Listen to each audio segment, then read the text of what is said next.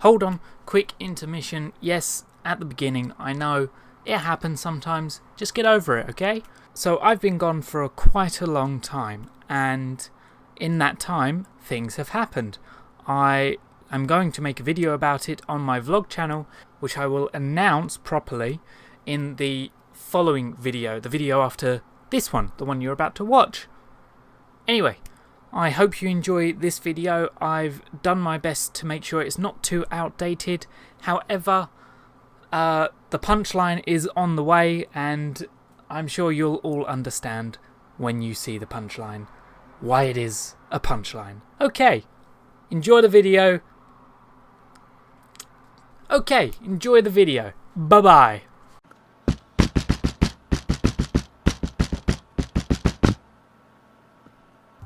And there you have it, the lighting effects in place. You're not from the future or even the present, you're from the past. Well, anyway, this is the final result for this project and this video. I'm pretty pleased with how it turned out. It probably took about a day in total to complete, and couldn't be happier with it as it is at this moment. But you want to see how it was made, right? Let me rewind you.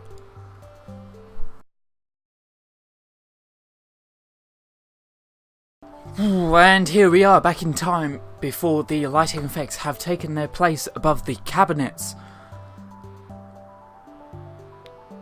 So as always, I would like to welcome you to the Creatoroblivion channel. I'll remind you to subscribe at the end of the video, because why are you going to subscribe at the beginning? That just makes no sense. As you can see above my head, this is the gaming area. I briefly talked about it in a previous vlog. Please don't watch it. It's garbage. It's just absolute garbage. And my content is so much better. Please don't judge me by my past acts. Anyway,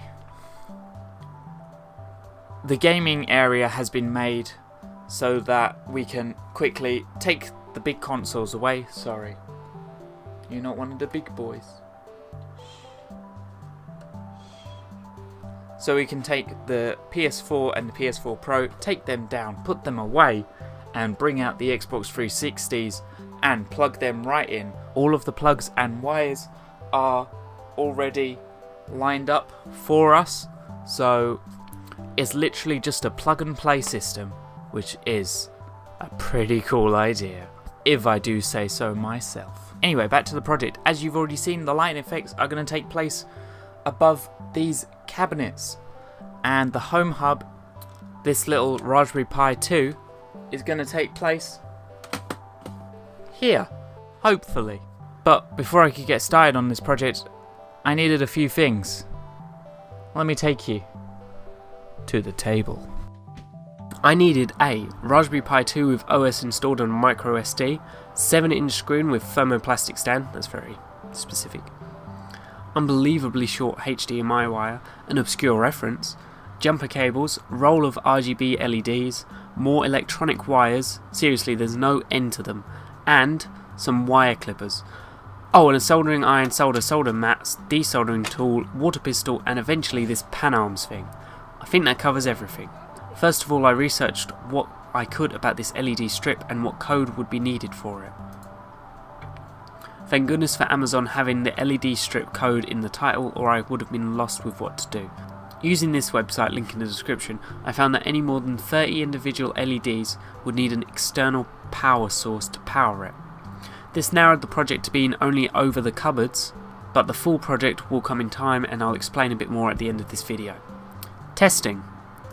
I cut off the first 10 LEDs in a strip along with the adapter and created a small mock circuit board to connect it up to the Raspberry Pi for initial testing.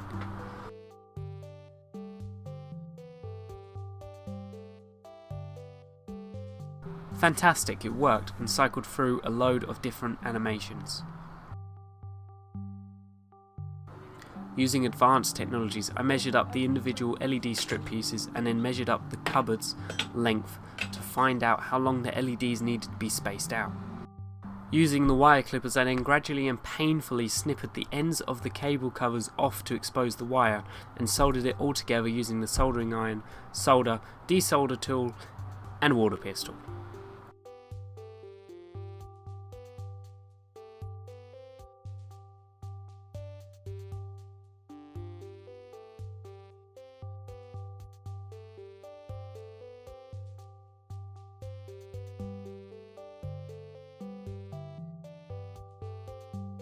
I soldered up all the pieces I cut up to the correct parts, or so I thought. I went to set it all up, plug it all in, and as I'm trying to display in this footage but fail miserably at, the longer wires are meant to connect to the microcontroller, the Raspberry Pi in this case. However, I have soldered them to the side where the data flows outwards, so no wonder it didn't work.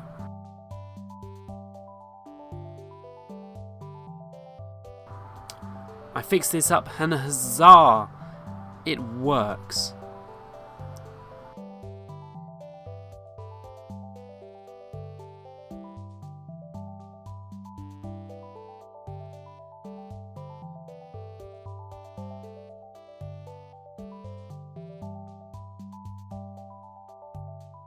Next, I go about setting up the 2 strips of LEDs, and lighting up 2 strips of 10 LEDs also works. This is great to be aware of for any problem solving that could be needed later, but it isn't. I should know because I'm recording this at the end.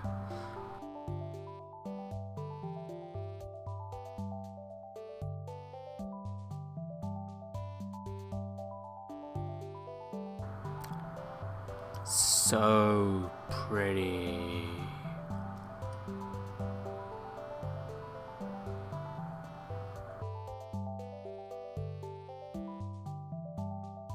So I make the next strip, which still it takes a long time, but I sped it up for you. You're welcome.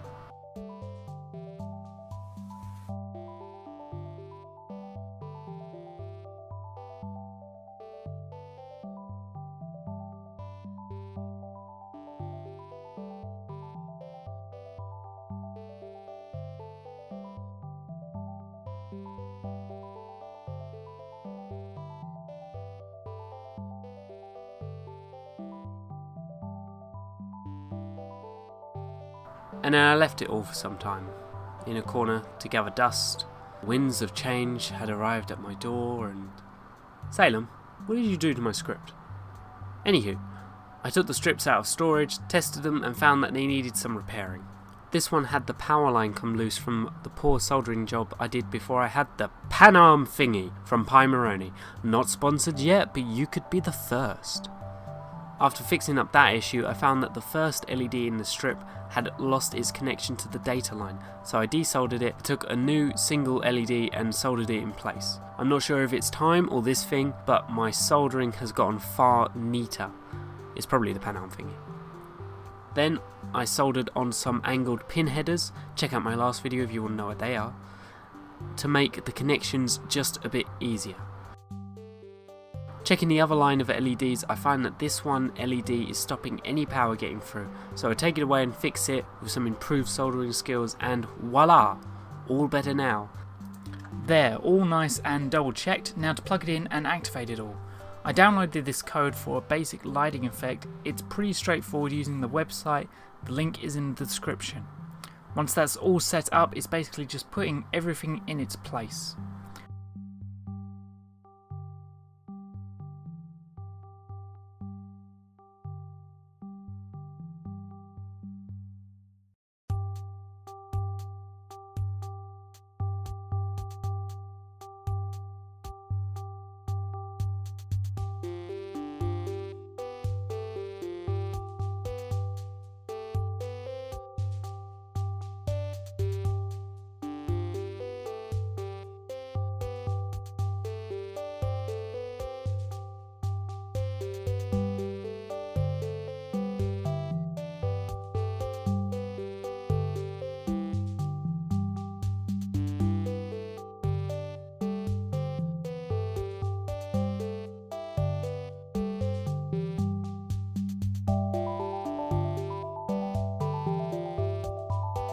With everything in place, I scroll through the commands to get to the right folder location, and once I am there, I activate the script.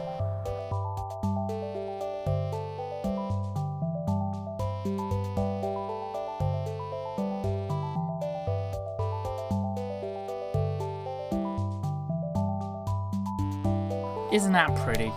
This particular set of light animations is the one I want to keep above the cabinets, so I simply go into the edit mode, comment out the code by using hashtag. This means that the code isn't being read anymore.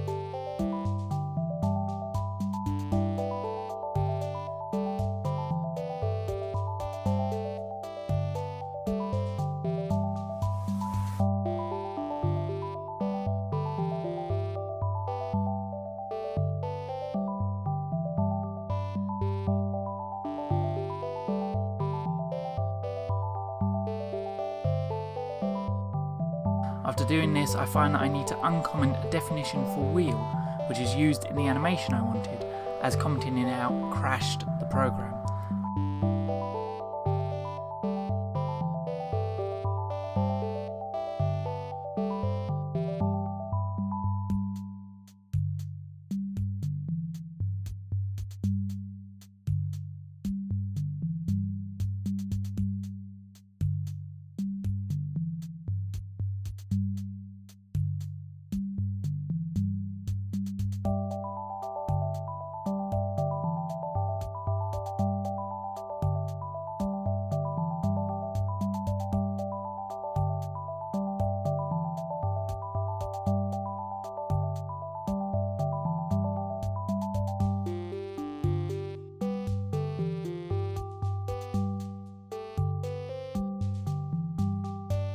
There, re-included the wheel definition needed for the animation, and that brings us to the end of this video.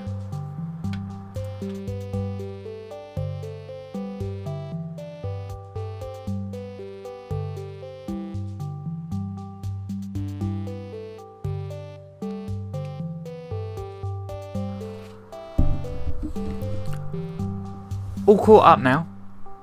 Good! That didn't work. And there you have it. The lighting effects have taken their rightful place above the cupboards. This was a neat little project. I'm just going to sit down. This was a neat little project done in a day. I mean, technically it took about 6 months. Started in January. But I don't have to explain myself to you. You're not the boss of me. What? What do you mean? Oh.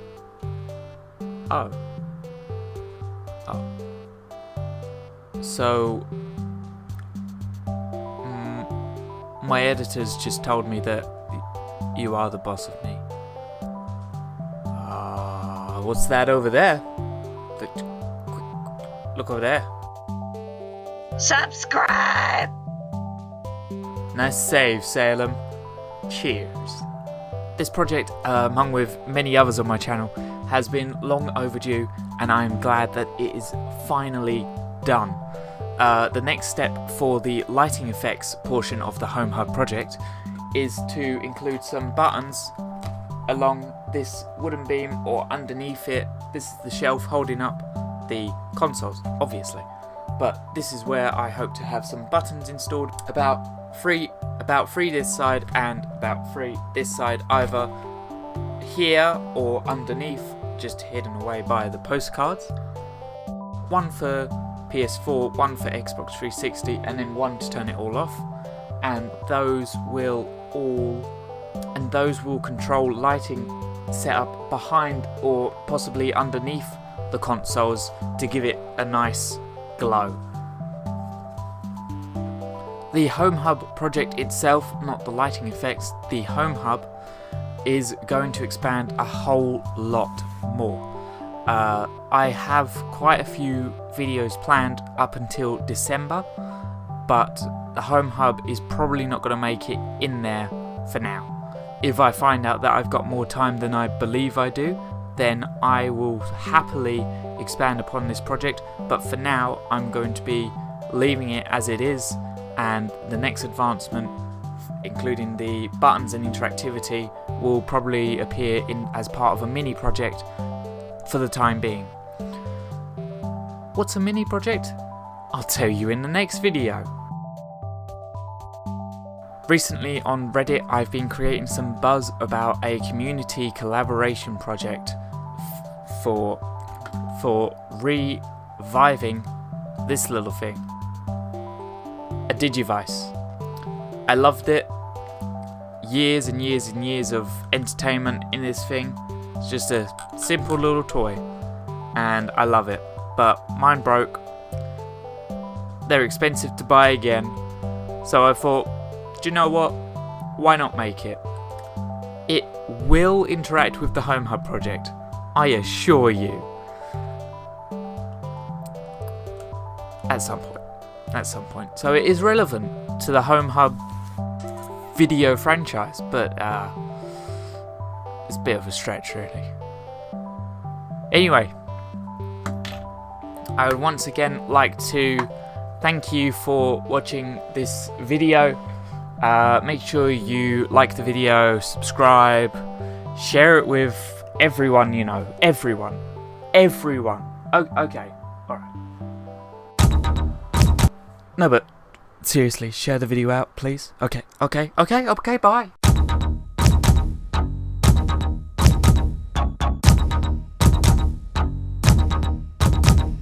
Next video will be a combined video of the February to June review and then the July to December projects announcement.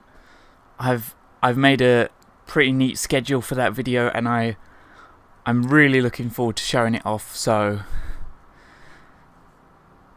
I'll see you then. Bye bye. That's Tomska's thing.